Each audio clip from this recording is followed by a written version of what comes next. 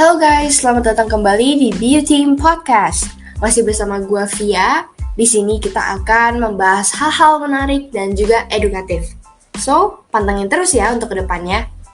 Seperti biasa, apa kabarnya nih semua? Semoga sehat selalu ya. Walaupun beberapa protokol sudah longgar, tapi tetap untuk keselamatan kita bersama, jangan lupa pakai masker dan juga sehat-sehat selalu ya teman-teman. Oke, di episode kedua ini gue bakal berbincang-bincang mengenai apa nih, media digital. Ya karena gue sendiri termasuk Gen Z yang pastinya digital adalah elemen yang tidak jauh dari kehidupan sehari-hari. Jadi ya, oke, mari kita juga bisa bahas. Nah, kali ini gue nggak sendiri nih, ada Kevin. Halo guys, nama gue Kevin. Di sini gue bakal nemenin Via.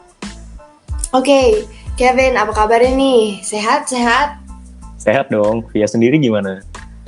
Oke, puji Tuhan baik, puji Tuhan sehat. Tanpa berlama-lama, di episode kali ini kita akan bahas bareng mengenai media digital. Nah, Vin, menurut lu sendiri, media digital itu kayak gimana sih? Kita kan gak jauh-jauh lah ya, beda umurnya. Kita kan pernah mengalami yang namanya media cetak, koran, dan juga media digital. Menurut lu enaknya media digital tuh kayak gimana sih? Selain daripada ya udah lebih maju daripada media cetak ya? Ya kalau menurut gue sih sebenarnya media digital tuh bisa dibilang ya perkembangan dari media itu sendiri sih.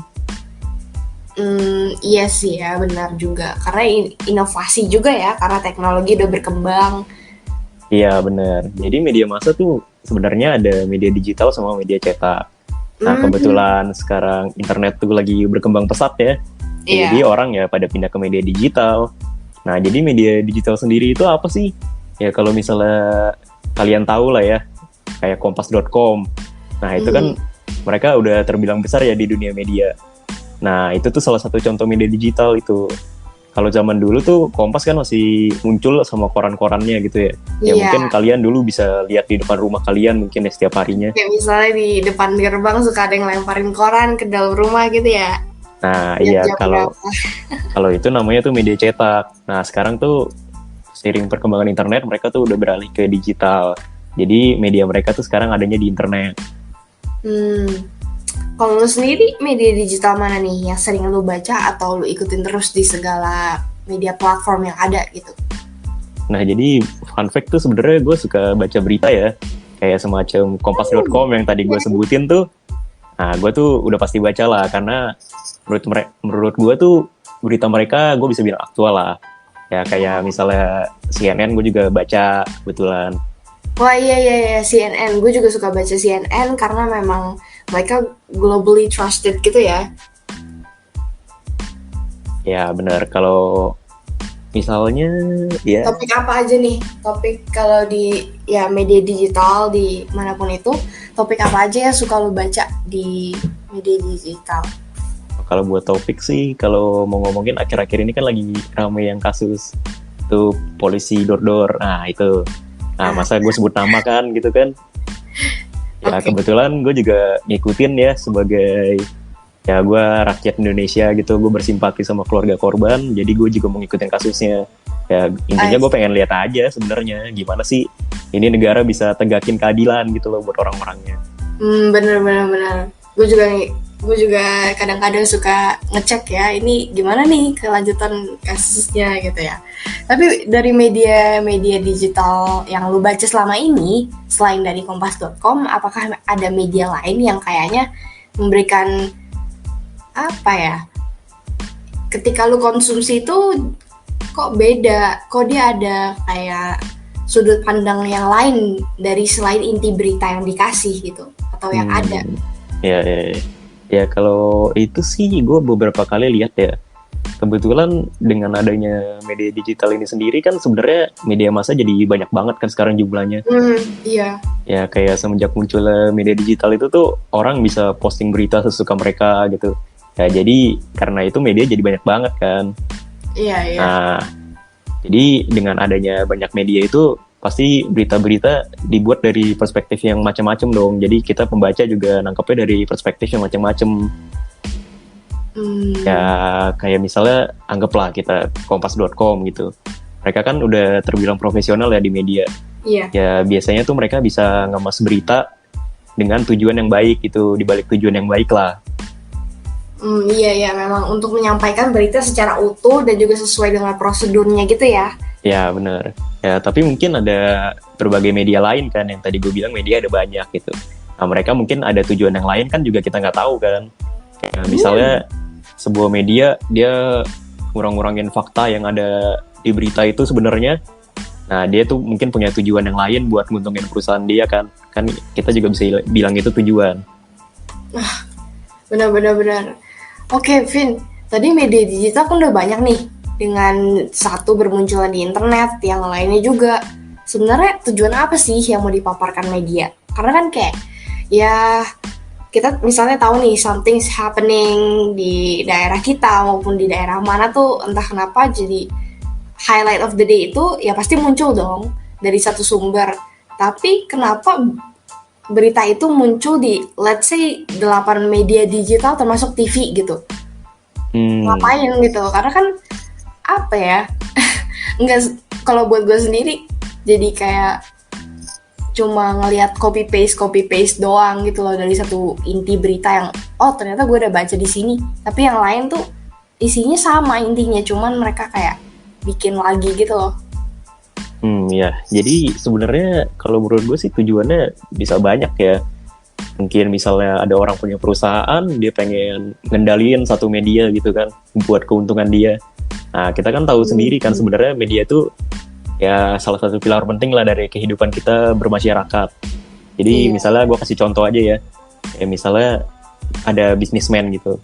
Dia pengen build citra dia yang baik. Dengan citra yang baik kan ceritanya di ini ya masyarakat ya. Iya, jadi masyarakat tahu gitu loh dia orangnya baik. Nah, dia tuh bisa ngelakuin kerjasama sama media buat ngangkat nama dia gitu. Nah, kalau itu mungkin tujuannya kan ekonomi. Tapi kalau kayak misalnya kita sekarang lagi udah mau pilpres lagi kan, udah mau pilkada lah, udah mau itu. 2024 ya.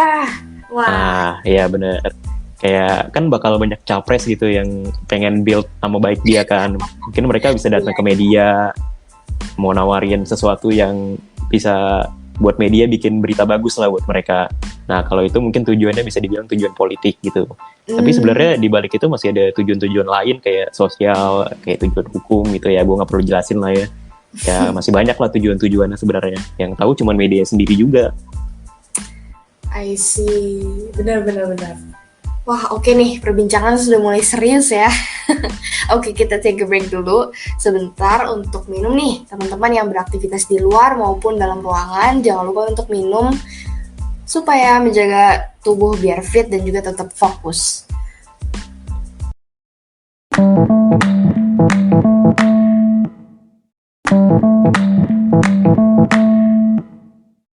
Oke, di BU Team masih ada Via dan juga Kevin di sini. Oke, tadi kan media-media yang sudah dipaparkan itu ada tujuan masing-masingnya ya. Misalnya tadi politik, ada ekonomi, dan lain sebagainya. Anggap aja dikontrol sama orang-orang yang berkepentingan itu ya. Menurut tuh itu bahaya gak sih atau aman-aman aja? Oke. Jadi kalau menurut gue sih tentang hal itu ya sebenarnya balik lagi sih ke medianya. Jadi tujuan-tujuan yang tadi udah disebutin itu ya ibaratnya kayak pisau tajam lah.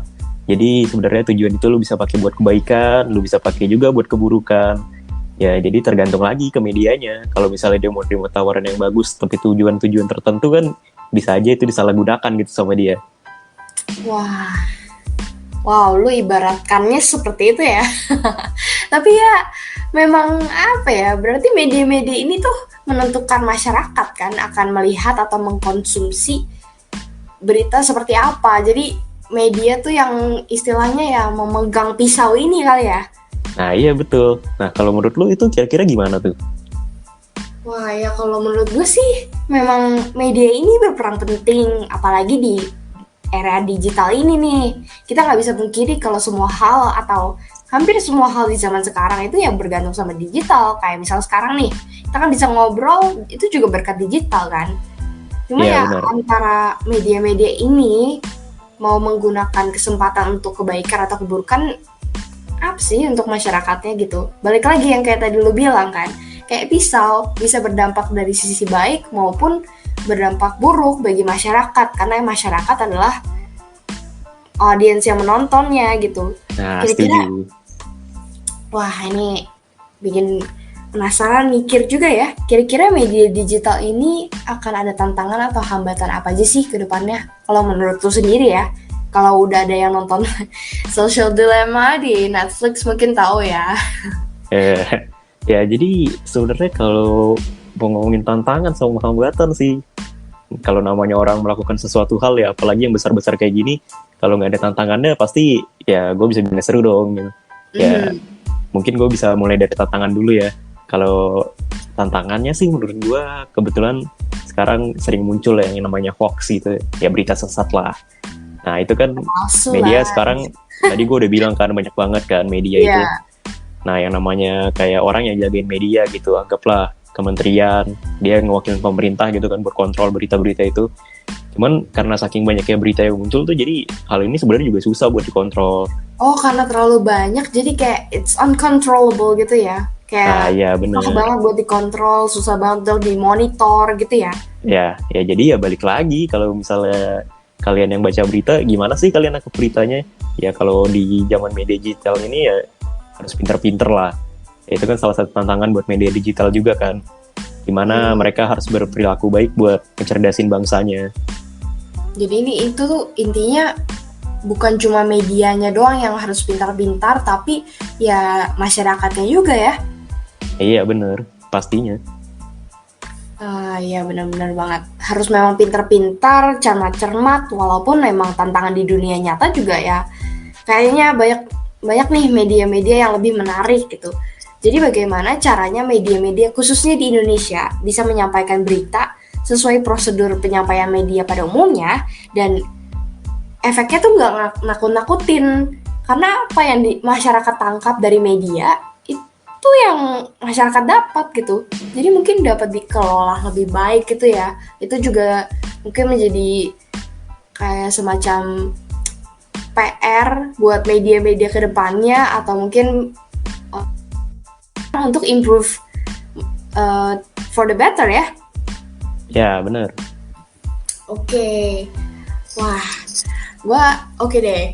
Gue punya quote of the day. Seperti biasa, semoga kita sebagai masyarakat bisa membedakan berita ini aktual atau ada tujuan apa sih di balik sebuah berita, di balik sebuah penyampaian media digital. Apakah media ini berkubu di satu sisi misalnya, atau apakah media ini justru benar-benar menyampaikan suatu berita dengan baik. Dan kita juga sebagai masyarakat, kita juga harus pintar-pintar dan cermat-cermat untuk mengelola. Kalau misalnya ada berita palsu, kita coba recheck lagi, kita coba cek lagi dan lagi apakah ini benar. Jadi kita nggak menerima mentah-mentahnya aja gitu ya. Yes, betul. Oke deh teman-teman muda, wah agak berat seru gimana ya obrolan episode ini.